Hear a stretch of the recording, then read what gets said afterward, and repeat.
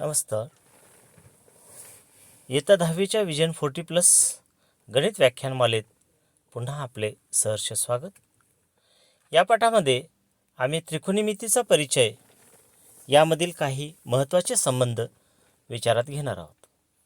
तर पहिला संबंध बघा, साइन थिटा बरोबर 1 कोसेक थिटा किंवा कोसेक थिटा बरोबर 1 साइन थिटा. म्हणजे कोसेक थिटा आणि साइन थिटा हे एकमेकांचे गुणाकार व्यस्त घटक आहेत.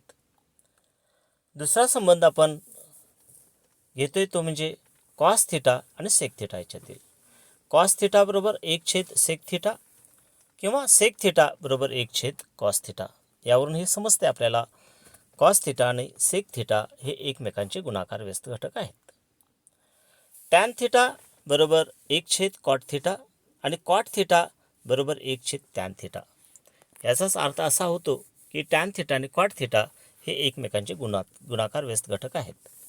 आपल्याला हे माहिती आहे, दोन गुणाकार व्यस्त घटकांचा गुणाकार नेहमी 1 येतो. जर एखाद्या वेळेला तुम्हाला असा प्रश्न आला साइन थिटा गुणिले कोसेक थिटा, तर तुम्हाला जर हे माहीत आहे साइन थिटा आणि कोसेक थिटा हे एकमेकांचे गुणाकार व्यस्त घटक आहेत, तर साइन थिटा गुणिले कोसेक थिटा उत्तर 1 तुम्ही डायरेक्ट लिहू शकता. अशाच पद्धतीनं इतर पण विचारात घ्या. त्यानंतर अजून एक संबंध आहे तो म्हणजे साइन आणि कॉसच्या संदर्भातला. साइन थिटा छेद कॉस थिटा जर आम्ही केलं तर टॅन थिटा मिळतं आपल्याला, आणि तेच उलटं आपण केलं कॉस थिटा छेद साइन थिटा म्हटलं तर कॉट थिटा मिळतं.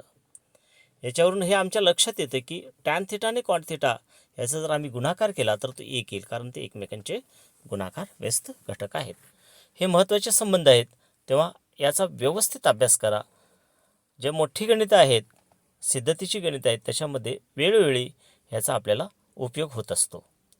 तर विशिष्ट कोणांच्या त्रिकोणमितीय गुणोत्तराच्या किमती ह्या एकूण 30 किमती आहेत आणि ह्या 30 किमती आपण पाठ केल्या पाहिजे. आणि याच्यावरती 1 किंवा 2 गुणाचा प्रश्न येतो आणि तो आपण सहज सोडवू शकतो. इतकेच नव्हे तर त्रिकोणमितीचे उपयोजन याच्यामध्ये जो 3 गुणाचा प्रश्न मोठा आहे त्यामध्ये सुद्धा या विशिष्ट कोणांच्या गुणोत्तरांची किमतीचा आपण उपयोग होत असतो, आणि म्हणून याचा व्यवस्थित तुम्ही अभ्यास करा. त्यानंतर आपण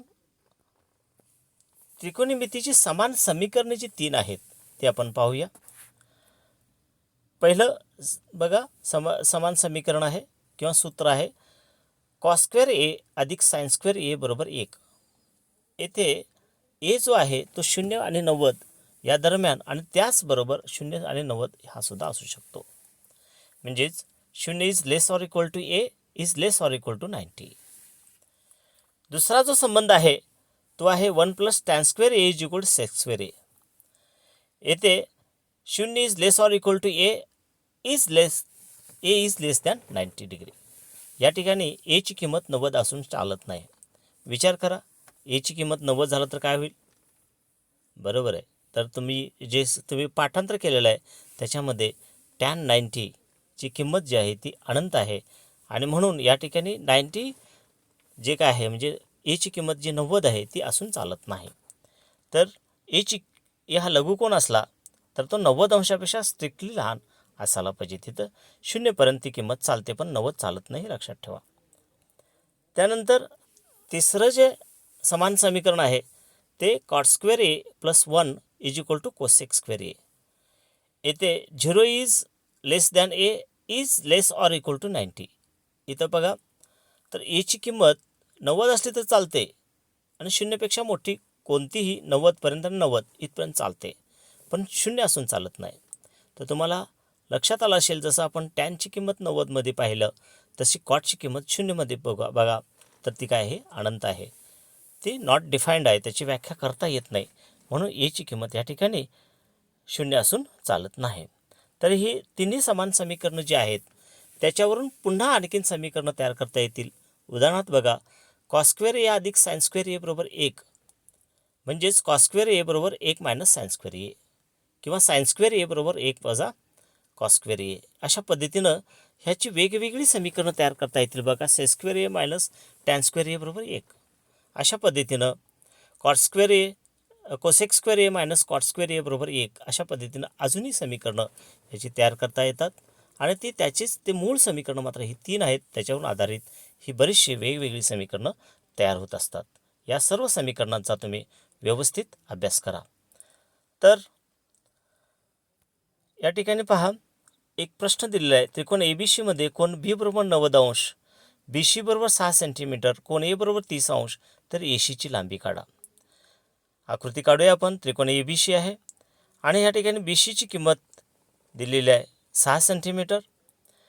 तर हे जे आहे आम्ही विचारात घेतलेलं असेल, तर BC विरुद्ध बाजू म्हणून जर आम्ही घेणार असेल तर साइन गुणोत्तर आपण विचारात घेऊया. याची विरुद्ध बाजू आहे ती साइन गुणोत्तरामध्ये येते. तर बघा, साइन A बरोबर BC छेद AC. आता या ठिकाणी साइन A म्हणजे साइन 30 बरोबर BC छेद AC. म्हणजेच काय होतं बघा, 1/2 साइन 30चे किंमत जी आहे तुम्ही पाठ केलेल्या आहेत त्या 30 किमतीमध्ये. साइन 30ची किंमत होते 1/2 आणि BCचं किंमत आहे दिलेली 6 छेद AC. पक्षांतर करा ACचं पलीकडे.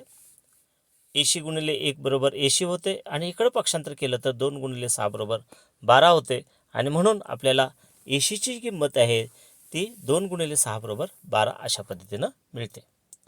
तर अशा प्रकारची छोटी छोटी उदाहरणं सोडवण्याचा प्रयत्न करा, म्हणजे तुम्हाला विजन 40+ जे काय 1 किंवा 2 गुणाचे जे प्रश्न आहेत ते तुम्ही सहज याच्यावरचे सोडवू शकता. धन्यवाद.